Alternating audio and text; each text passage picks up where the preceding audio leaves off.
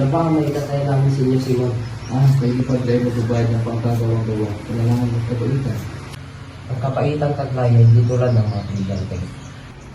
Kung kayo papayag na lamang kung bayaran kayo ng pangkog. Pinabagay, laban sa aming brillante. Sa kabila, si Kapitan General at isang padre ay nag-uusap at may biglang sumulpot. Aking General, narito na ang anak na babae ni Cabezang Talos. Nagmamakaawa na palayain ng kanyang ingkong na dinatid. Maaari bang manangalan ng taglimit muna? Ikatlong araw na siyang pabalik-balik. Kawawang bata. Pasulatin siya sa utos ng isang tenyente ng Guardia Civil upang palayain ang mataan.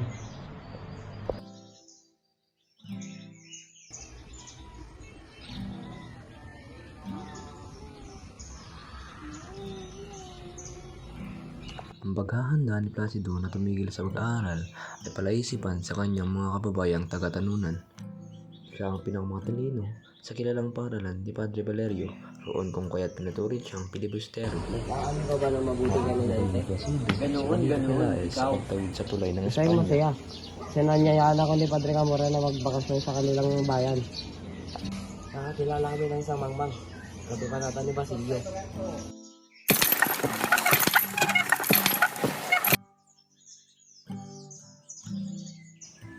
Nang sila'y nasa universidad at naghihintay sa mga profesor, isang karuhay ang huminto na naging sanhi ng kanilang bulong-bulungan ng mga bata. Magandang hapon.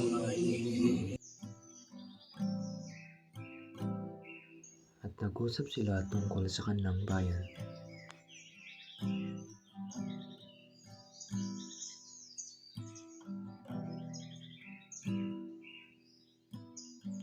Habang naghihintay si Placido sa kanyang susunod na klase, biglang tinawag siya ng isang estudyante upang lumagda sa isang papel. Napakahaba. Hindi mo ba nakikita? Mamaya na, ibig ko muna magbasa. At bumalik na nga si Placido sa kanyang klase.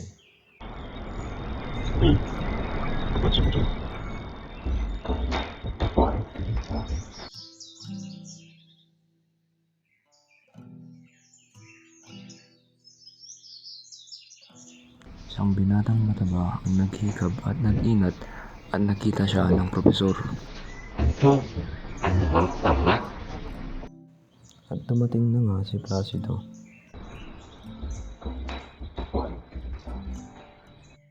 At napansin ni Padre Milion si Juanito na isa sa kanyang kinagigiliwan sa klase.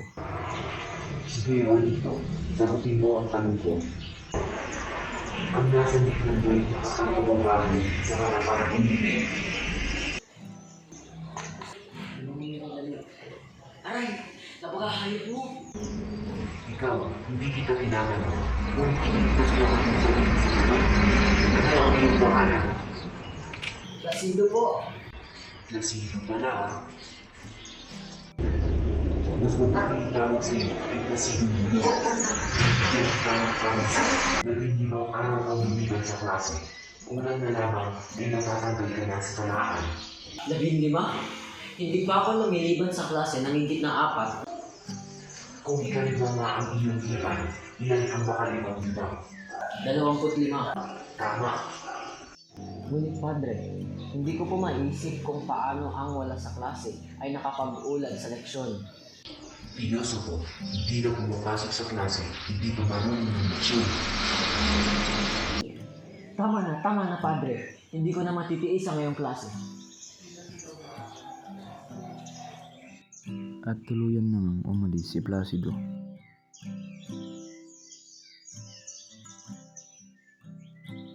Kasalukuyan na nagpupulong sa bahay ni Macaraig ang mga estudyanteng Sinisagani, Sandoval, Juanito Pelaez at iba pang estudyante. Paksa ng kanilang pagpupulong ang tungkol sa pagpapatayo ng Akademya ng Wikang Kastila. Ang pagtutuloy gagawin sa gabi. Nakasira sa karangalan ng universidad. Makakasira kung makakasira. Daan-daan mga ginoo. Hindi ako makaprivate at alam niyo ang simulang makabago.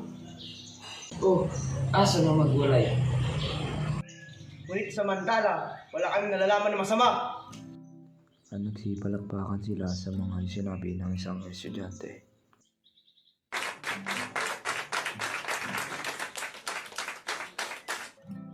Mabuhay si Sandoval! Mabuhay! Mabuhay si Sandoval! Mabuhay! At dumating na nga si Makaray.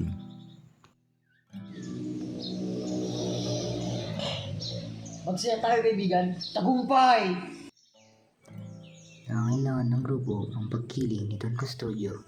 Dalawang paraan ang kanilang sanalang-alang upang pumanig sa kanila si Don Custodio.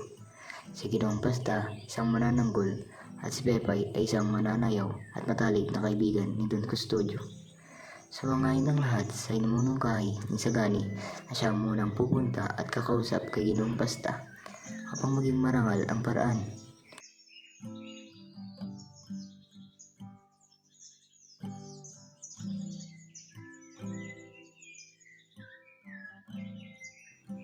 Si Ginong Pasta ay isang bantog at manananggol sa Maynila. Masamang simula yun. Masamang palagay. Napagkikilala ang mga bata pa kayo. Parang wala pa kayo alam sa mga bagay-bagay na nakapagpapabago. Unawaan ko ang ibig kong sabihin. Ang pamalahan ng kolonyal ay pulos at gusto. Nang si Sagani ay akmang tatayo na para malis pero... mas mabuti pang pabahay na ninyo sa kamay ng pamahalaan ang bagay na iyan. Ang bilin ng aking amay, alalahanin ko ang iba, gaya ng pag-aalala ko sa sarili ko.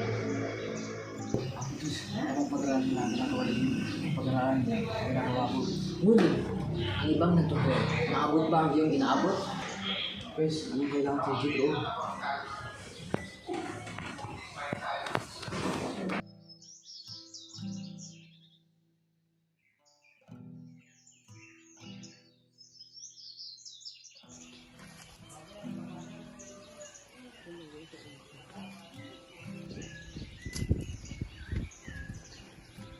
Inyo Simon, akin logi akin maksak.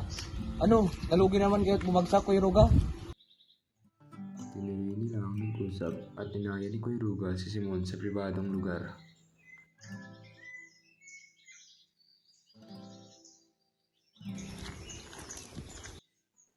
At may nalaman na masama si Simon at siya ay sobrang galit na galit. Putris, nakakailangan pa naman ako ng salapi. Halina ka lang, babayaran niyo ako. At sinubukan na maging mahinahon ni Simon pero Huwag po kayo matakot, hindi po kayo mananagot. Kung hindi yung magagawa, ako na lang po ang lalapit. at tuluyan namang umalis si Simon.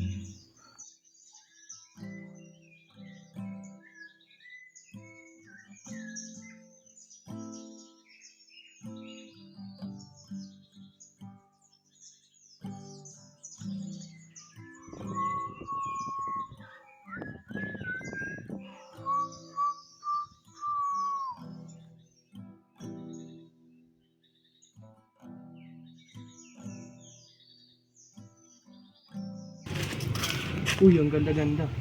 Yun pala yung nobyo yung nakakairita.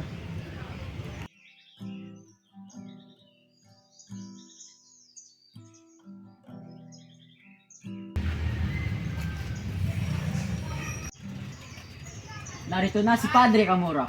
Ano, sino naman ang kamukha ng larawang ito, Besa? Nasaan si Simon? Dapat bilhin niyang larawan na ito. Otris, napakakuripot ng Amerikanong yan.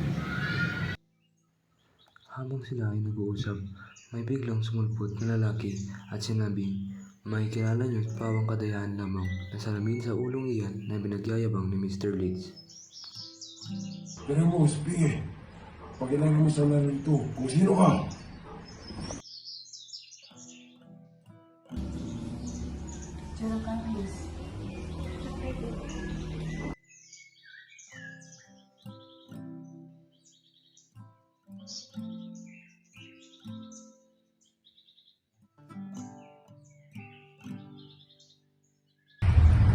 Kayo ba'y nasisiyahan? Pwede naman tayo magsimula. Madali na! Nakapagabagal naman tong tao na to. Kung gayon, atin na simulan. Mga Ginoo, minsan na may dumalo sa piramid ni Khufu.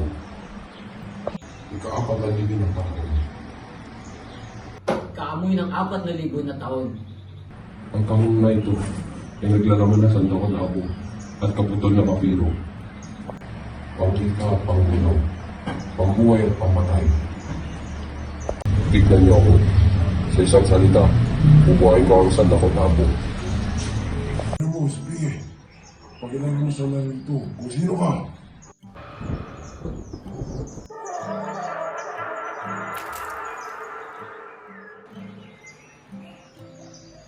Ipangako ko sa iyo, Ama, na aarugahin kita. Ginawa ko ang lahat. Pinag-aral kita. Ano na ang sasabihin ng iyong Ama? Ano ang mapapala ko sa pagiging abogado? Tatuwagin ka pilibustero at papabitay ka? Magtiis at magpakumbaba ka?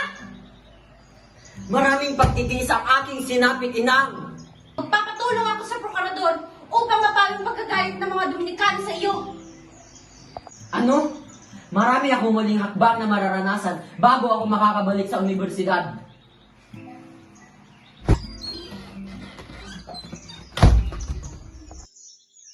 Tuluyan nang umalis si Placido dahil hindi siya nasiyahan sa sinabi ng kanyang ina. At sa gabi, si Placido ay pumunta sa perya at namataan ni Placido si Simon at kinausap niya ito.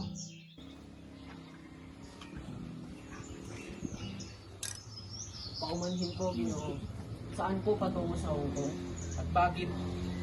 Nang hindi sumagot si Placido, pinarapan ni Simon na isama sa kalye kay Iris ang binata.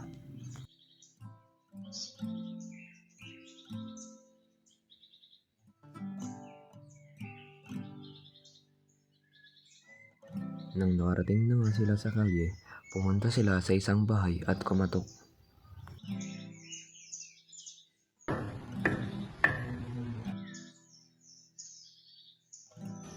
Nariyan na ba ang pulburo? Nasa mga sako, ihintay ko na lang ang mga pumbong. At mga bumba? Nakahanda na po ang lahat. Buti, Maestro. Pumunta ka ngayon at tayo pag-usap kay Teniente at Kabu. Bakit po, Ginoo? Mayroon bang mangyayari? Hindi, kung kailangan ng mga rapal. At hinatid na nga ni Placido sa kanyang bahay si Simon pagkatapos walang imik at magulo ang isip na nilakad ang eskolta.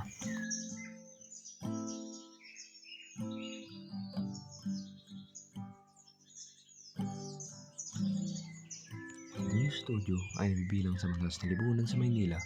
Siya sabing siya ay walang kapaguran, bantog, maingat, masipag, palaisip, matalino, mapapuri, mayaman at iba pa. Batang-bata pa siya ay dumating sa Maynila, nakapag-asawa siya ng isang magandang mestiza na bibilang sa isang angkang mayamang sa syudad. Sa pamagitan ng salapi ng kanyang asaway, nagsikap siyang mangalakal at tumanggap ng anumang paggawa ng pamahalaan at mga ayuntamiento kaya't nailuklok siya sa iba't ibang pwesto sa gobyerno.